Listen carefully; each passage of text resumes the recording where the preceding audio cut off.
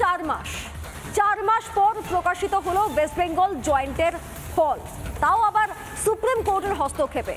প্রশ্ন হচ্ছে, বাংলার ছেলে মেয়েদের এই যে 4টে মাস চলে গেল, কি মূল্য চোকাবেন আপনি মমতা বন্দ্যোপাধ্যায়?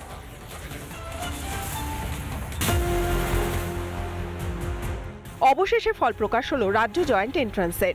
সুপ্রিম কোর্টের নির্দেশে ফল প্রকাশে বাধ্য হলো জয়েন্ট এন্ট্রান্স বোর্ড। 7ই অগস্ট যে ফল প্রকাশের কথা ছিল, রাজ্যের জেদাজেদিতে তা রসাতলে যায়। চিন্তা হচ্ছে, ক্যারিয়ার আছে, ফ্যামিলি আছে, সবে তো টেনশন হচ্ছে, কলেজেই স্টার্ট হয়নি, তাহলে আমি কোথায় যাব? কিন্তু কার দোষে এই ভোগান্তি? গত বছর রাজ্য সরকারের গালে চড় কষিয়েছিল সুপ্রিম কোর্ট। সংখ্যালঘু তোষণ করতে গিয়ে অবশ্য বাংলায় আইন কানুনের ধারপাশ মারায়নি রাজ্য। তোমায় বিজেপি বলেছে, আর তোমার রায় দেন বিজেপির রায় দেন, তোমার রায়কে মানছি না, এবং দরকার হলে গভর্নমেন্ট জানে কি করে এটাকে রক্ষা করতে হয়। যেমন কথা তেমন কাজ।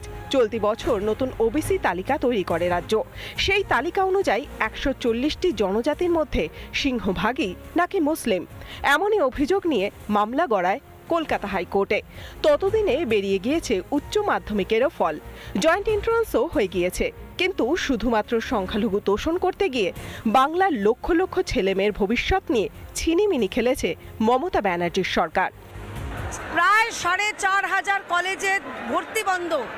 আমাদের স্বাস্থ্য শেষ, শিক্ষা শেষ, পরবর্তী প্রজন্মে তাদের যে স্বপ্ন সেটাও শেষ করার দায় এক এবং একমাত্র যার, তার নাম মমতা বন্দ্যোপাধ্যায়। সবে জয়েন্টের ফল বেরিয়েছে, এখনো কাউন্সেলিং, ভর্তি প্রক্রিয়া বাকি। তাছাড়া উচ্চ মাধ্যমিক পাশ করে বসে থাকা ছেলেমেয়েরাও এখন কলেজে ভর্তি হতে পারেনি, শুধুমাত্র রাজ্য সরকারের গোয়ারতুমির জন্য। এতগুলো পড়ুয়ার ভবিষ্যতের কোনো দাম নেই মমতা ব্যানার্জির কাছে। বাংলায় হাজার হাজার পড়ুয়ার ভবিষ্যৎ পিছিয়ে গেল 117 দিন।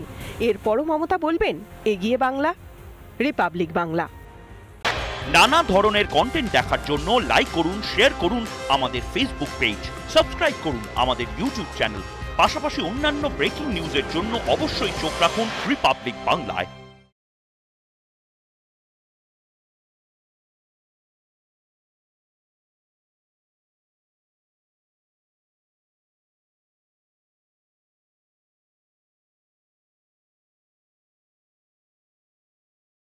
নানা ধরনের কন্টেন্ট দেখার জন্য লাইক করুন, শেয়ার করুন আমাদের ফেসবুক পেজ, সাবস্ক্রাইব করুন আমাদের ইউটিউব চ্যানেল।